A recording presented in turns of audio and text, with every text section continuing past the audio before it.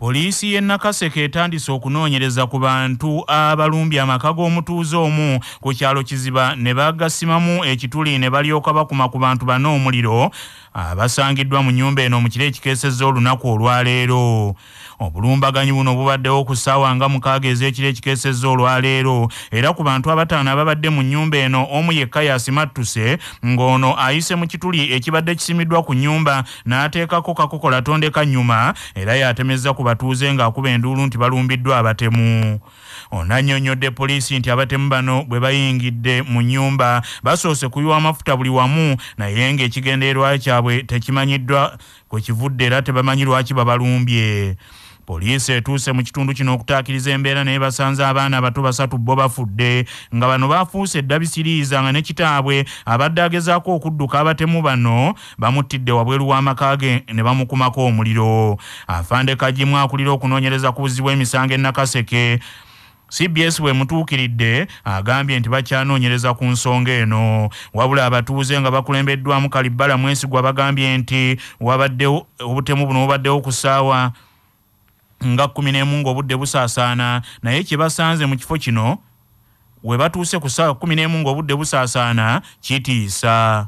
Omuntu omu oba abantu abatalina bakutegeerekeka balumbye amaka g'omwami omu gwe bayita Kaabalega yali akola mu ddwaliro e Nakaseke ng'akebera musaayi naye n'atuuka ekiseera n'awummuzibwa. Baamulumbye ne bagenda ku nnyumba ye ne basimako ekituli. Kati bwe baasimyeko ku kituli ennyumba yabaddemu abantu 5 ababadde balimu nga mulimu omwami mulimu ne muwala we n'abazzukulu abalala 3 naye ng'abaana babadde bakulukulu. Kaakati ekiseera bwe kyatuuse bano nga bamaze okuyingira munda mu nnyumba naye omuwala ye omu yawulidde omukulukulu n'agezaako okuggulwa eddirisa. Bwe yaggudde eddirisa n'abalaba ne bamuyiira amafuta n'addayo munda mu nnyumba. Kati ye bano bwe bamaze okuyingira buddawo nga mu kiro nga bayingidde munda mu nnyumba n'akozesa omuwala oli ekituli kino kye baabadde basimyeko ne yeemulula ye n'afuluma. Kati bano ne bayiwa amafuta munda mu nnyumba. Era kati ku makya mu kaseera ndowooza nga ku ssaawa nga 12 n'ekitundu poliisi ebadde emaze okutuuka n'ejjawo emirambo naye nga gyafuuse bisirinza n'ennyumba naye nga nayo yonna yaweddewo. Ng'ekkanisa ya Uganda enkulu olwaleero ekuza olunaku olw'okwefumiitiriza ku bulamu obweyalisa abalabirizi ow'ekkanisa ya Uganda kitaffe mu Katonda Jakalia Janaani Luwumu eyattibwa mu bukambwe olw'okulwanirira amazima n'obwenkanya eri abantu. Ssaabalabirizi aliko kati Dr. Stephen Samuel Kazimba Mugalumboowa alabudde abakulira ebitongole by'ebyokwerinda beewala okuddamu ebikolwa ebyavumirirwa ng'ennyo omugenzi Janaani Luwumu naddala ebikwata ku kutyoboola eddembe ly'obuntu. Olunaku luno we lutuukidde ng'ebikolwa ebimu ku ebyo Ssaabalabirizi omugenzi Janaani Luwumu bye yavumiriranga ennyo ate bizzeemu okweyoleka agamba ng'ekiwamba abantu abamu bakubibwa ne battibwa awatali kunnyonnyolwa obwavu mu bantu bungi wamu n'okutulugunyizibwa okw'omuntu owa bulijjo. Ssaabalabirizi Janaani Luwumu nga munnaddiini eyayagala ennyo enkyukakyuka n'enfuga eya demokulasiya yavumirira abakulembeze abataagobereranga birambikiddwa mu ssemateeka yalwanirira nnyo eddembe ly'obuntu amazima n'obwenkanya ko n'okubuulira enjiri ey'okukuuma emirembe. Emikolo emikulu egy'okujjukira emirimu omukulu ono gye yakolera ensi ye olw'okutya okusaasaanya ekirwadde ekya coronavirus COVID-19 olukiiko olw'abaminisita lwasazeewo gitwalibwe gikuzibwe maka g'obwa pulezidenti Entebbe era gyakutandika essaawa 5 okutuuka ku ssaawa 7 ng'era gyakuzibwa mu ngeri y'ekinnassaayansi era gyakwetabwako abantu ba lubatu. Ssaabalabirizi Kazimba Mugalu agamba nti mu kujjukira olunaku luno baakwongera okusimba essira ku mpagi omugenzi Jakalia Janaani Luwumu ze yali agoberera mu kubuulira kwe era bye bimu ku ebyo ebigenda okuba emiramu emikulu mu kusaba kw'olwaleero. N'okulaba obwenkanya bwogerwako butya eri abato eri abakulu eri abantu mu mirimu waliwo obwenkanya eri abakyala n'abaami eri abantu abakulu mu mawanga nga bwe gali okulabika nti wabaawo okulaba nti abantu ba Katonda basobola okufuna keeke national cake. Ndowooza ebintu ebikulu ebirowoozebwako mu kiseera nga kino kubanga ebyatwala obumu n'okulaba nti abantu twogera ku kigambo ekikwatagana obutebenkevu. Tetwetaaga Uganda etali mu mirembe. Ebintu bino bikulu nnyo nga tujjukira Janani Luwumu. Saabalabirizi Kazimbe era annyonnyodde nti ekkanisa ya Uganda yakwongera n'okujjukiza obuvunaanyizibwa obw'abantu ssaako ebigendererwa oba emisingi ekkanisa kwetudde mu kukuuma obutebenkevu n'obwenkanya obwetaagisa.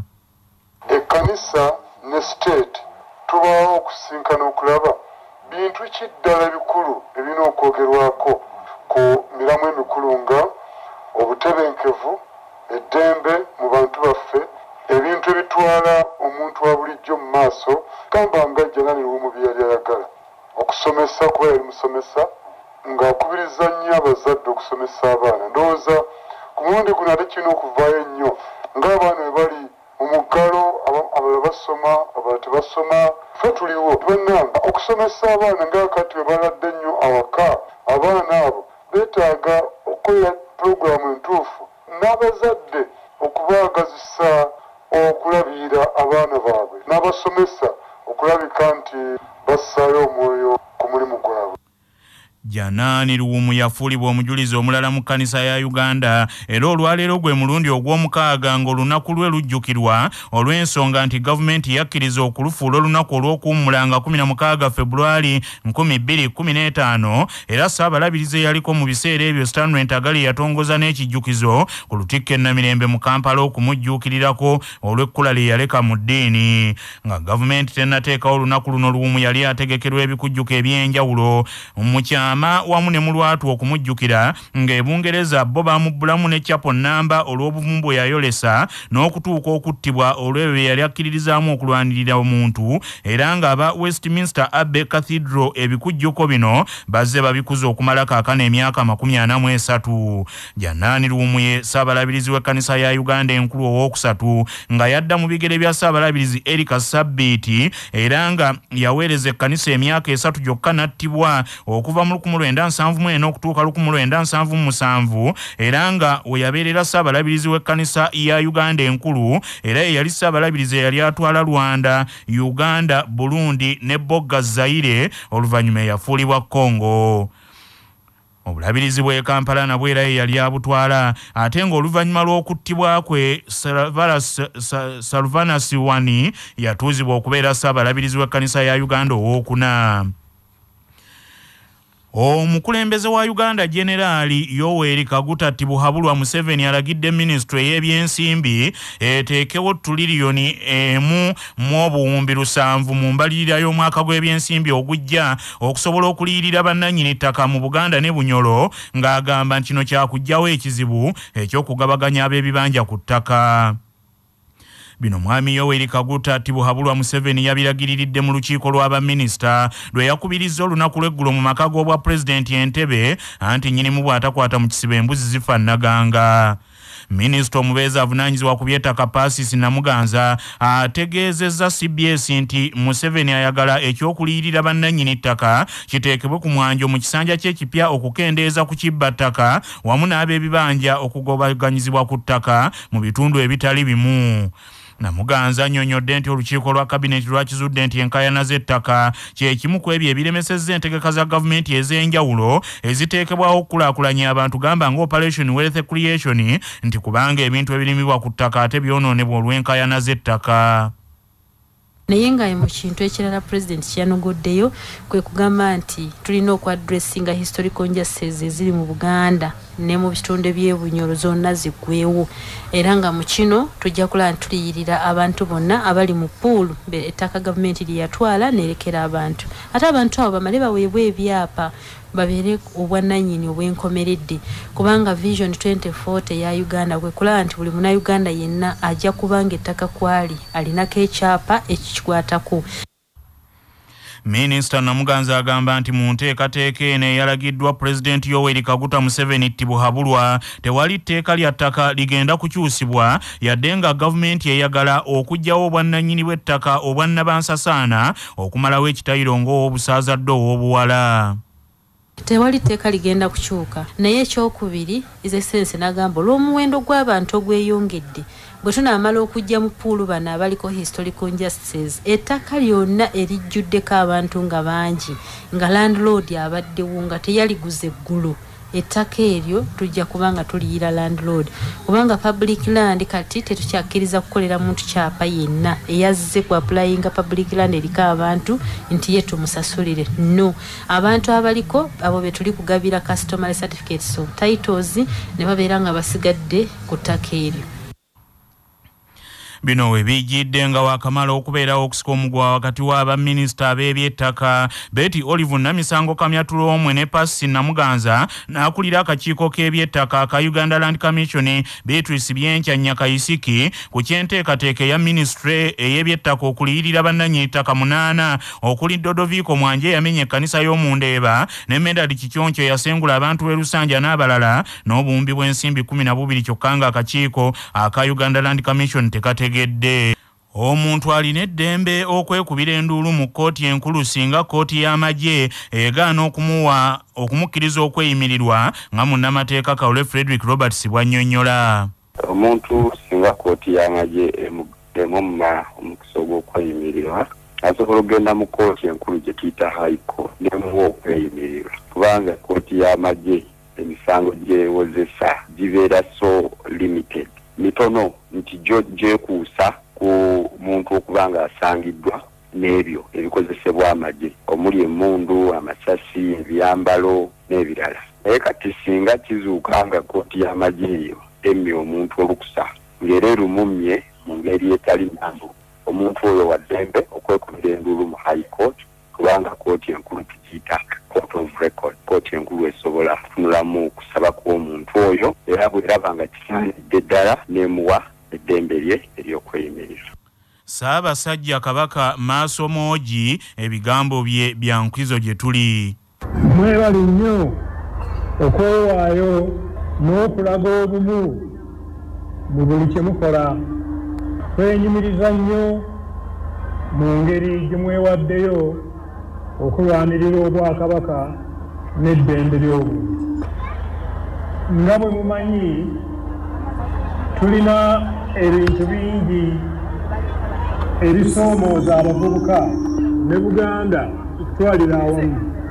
Tulina ebizibu eby'ebbula ly'emirimu okusengula abantu mu bitundu byabwe n'ebintu ebirala bingi naye nga tulina okuba abagumu okulemera ku nsonga ezisingiriza awatali kutumba ggwanga lyaffe olw'ebyenfuna nga bwe tusobola okukiraba mu bantu baffe. Ekibiina ekiddukanya omupiira mu Uganda ekya FUFA kiwandiisizza ttiimu za Uganda ez'omupiira gw'abakazi 3 okuvuganya mu mpaka ez'enjawulo ez'okusunsulamu ku mitendera egitali gimu anti bulijjo gwolekera abato gwe gunyuma. Ttiimu eziwandiisiddwa ettiimu enkulu eya Uganda Crested Cranes, ttiimu y'abakazi ey'abali wansi w'emyaka 20 ne ttiimu y'abo abali wansi w'emyaka 17.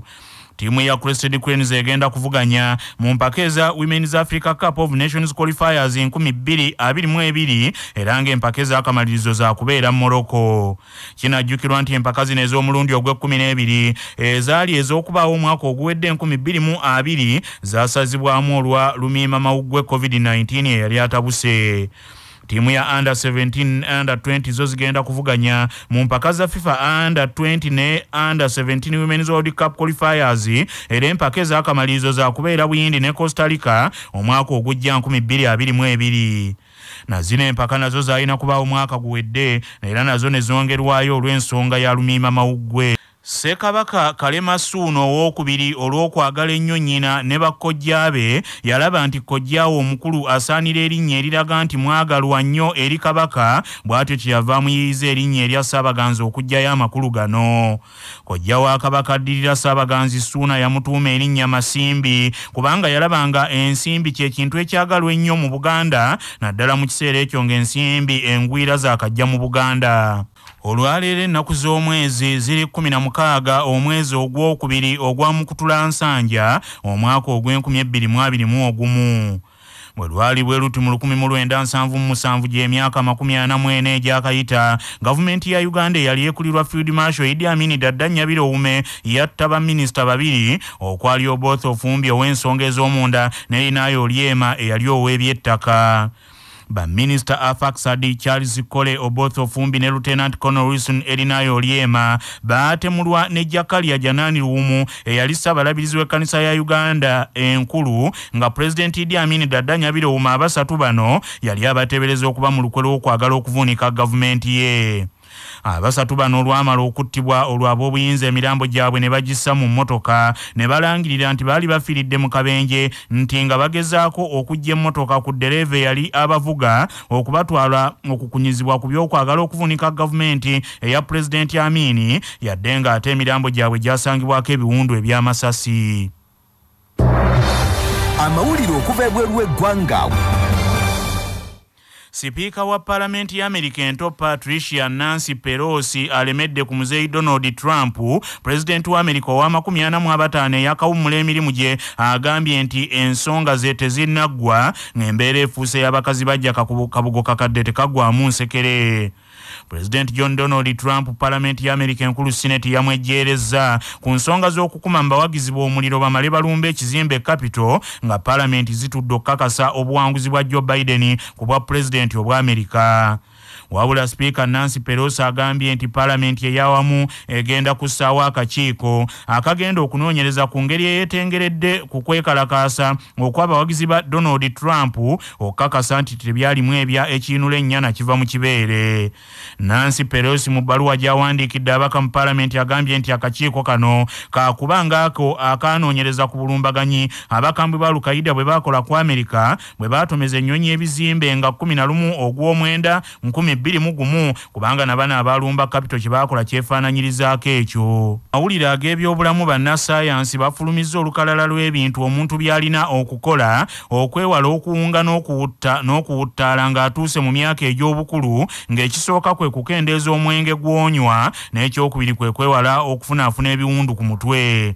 Abayivu abalina abasomesa abakambwe nga bababonereza babakuba emiggo ku nnyama ya gavumenti. Ekyokusatu kye bawadde kwe kuziyiza okubeera mu mukka wamu n'ebikkakkanga n'ekyokuna kwe kusomesa abaana okuva mu butaata. Ekyokutaano kwe kwewala okufuna obuzibu ku matu. Bakagezi munnya ebirala bye bawadde okwewala okuwunga n'okuwutta ng'okuze mwe muli okwewala obulwadde obw'entunnunsi n'okulwanyisa ennyo omugejjo, okwewala okunywa sigala n'obuteesembereza nnyo bakommonta nnyo sigaleeti. Abadde wakati mu kintu mu kunoonyereza kw'omulundi guno Dr. Lisa Mosconi agambye nti ebirala ebiziyiza okuwunga n'okuwutta mu bukulu kwe kukola emikwano, okulwanyisa obulwadde obwa ssukaali, okukola dduyiro n'okwewala okwewunikanga.